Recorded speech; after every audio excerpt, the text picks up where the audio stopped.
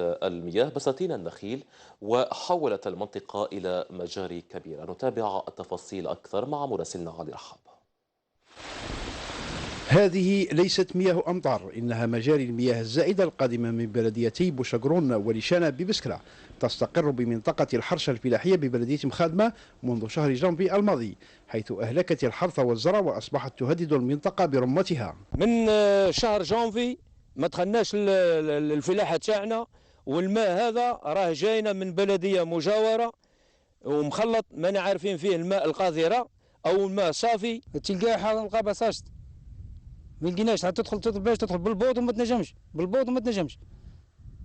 والحمد لله كل سيرتي راك شايف بعينك، راك شايف. البلدية تقر بالكارثة وتستعجل الحل قبيل انطلاق المشروع المسجل للقضاء على هذا المشكل. وإن كان يعني المشروع هو في الحقيقة مسجل بصفة رسمية، ولكن التسجيل ينتظر الدراسة وينتظر إجراءات قانون الصفقات العمومية، وين الحل ماهوش راح يكون آني. احنا رانا في اتصال مباشر مع مصالح الري، مع مصالح الفلاحة، مع مصالح الولاية، وين نلقاو الحل في أقرب وقت ممكن إن شاء الله. واقع الحال هو تهديد لمئات من النخيل وأعمدة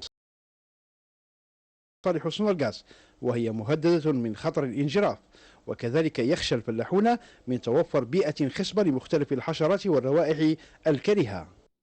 من العادات التي لا زالت راسخة لدى المجتمع